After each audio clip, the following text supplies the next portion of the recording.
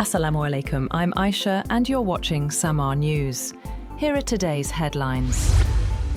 US President Donald Trump has held what the White House described as a productive meeting with Chinese President Xi Jinping. Officials say the two leaders discussed expanding market access for American businesses in China and increasing Chinese investment opportunities. The talks also included regional security, with both sides agreeing that the Strait of Hormuz must remain open to global shipping. Chinese President Xi Jinping has urged closer cooperation with US President Donald Trump, calling on both countries to avoid confrontation and build a brighter future during high-level talks. Xi said the world is undergoing rapid transformation and warned against rivalry between major powers, stressing that China and the United States should act as partners rather than adversaries. He also congratulated the United States on its 250th independence anniversary, saying both nations share broader common interests. Trump responded positively, calling Xi a great leader and saying it was an honor to meet him. He suggested that US-China relations could improve significantly through direct engagement between the two leaders. The talks also touched on trade, with both sides reportedly exploring a potential structured agreement to reduce tariffs on selected goods while avoiding sensitive sectors. President Trump has said that China has agreed to buy 200 Boeing jets during his visit to Beijing, marking the country's first major purchase of US-made commercial aircraft in nearly a decade. While details of the deal remain unclear, the announcement signals a possible thaw in aviation trade, ties between Washington and Beijing, after years of tensions and Boeing setbacks in the Chinese market. Chinese President Xi Jinping has warned US President Donald Trump that mishandling the Taiwan issue could push relations toward conflict. The warning came during a lengthy closed-door meeting between the two leaders at a summit focused on trade and strategic tensions. While both sides said progress was being made in trade talks, Beijing stressed that Taiwan remains a highly sensitive issue in US-China relations. Meanwhile, President Xi Jinping hosted a lavish state banquet for President Trump in Beijing, attended by senior American officials and top business leaders, including Tesla CEO Elon Musk and NVIDIA chief Jensen Huang. At the podium, Xi described relations between China and the US as the most important bilateral relationship, saying it must not be messed up. He also said that China's national rejuvenation and Trump's Make America Great Again vision could advance together. Meanwhile, Trump invited Xi to visit the White House on September 24th.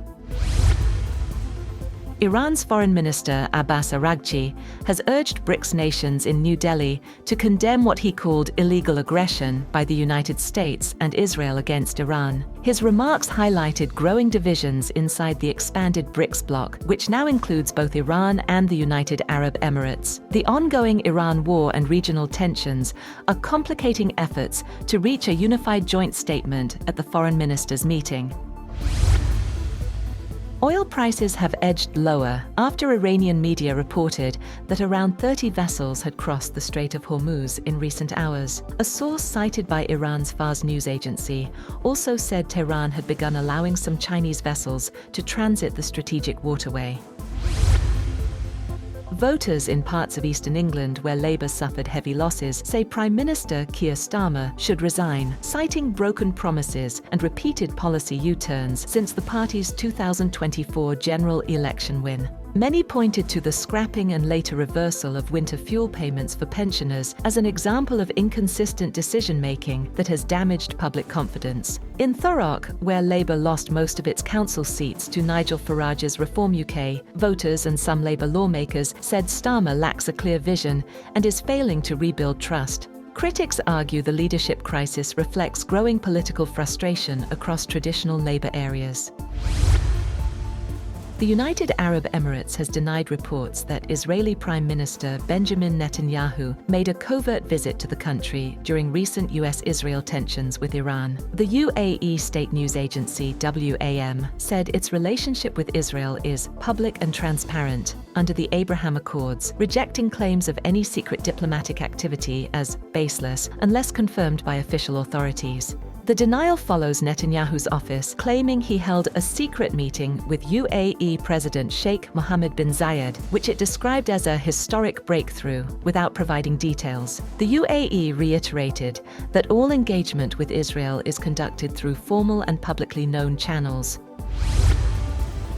Russia has reportedly carried out its largest aerial assault of the Ukraine war over a 2-day period, launching 1,567 drones and 56 missiles at Kiev and other cities. At least 15 civilians were killed, including a 12-year-old girl in the capital. According to President Volodymyr Zelensky, a vehicle of the UN Office for the Coordination of Humanitarian Affairs was also hit. He said the attacks showed that Russia had no intention of ending the war and urged allies to strengthen Ukraine's air defenses. Russia says it is establishing a full partnership with Afghanistan's Taliban-led government and is encouraging wider regional engagement with Kabul. A senior Russian official said cooperation with Afghanistan is important for regional security and economic development. Russia was the first country to formally recognize the Taliban administration following its return to power in 2021. And a violent storm bringing heavy rain and hail swept across India's Uttar Pradesh state, killing more than 100 people and injuring dozens. The storm uprooted trees, collapsed walls, and damaged homes across several districts, with the area around the pilgrimage city of Prayagraj among the worst affected. Authorities have ordered emergency relief funds to be distributed within 24 hours.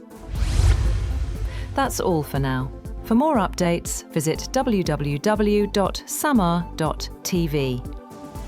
Thank you for watching Samar News.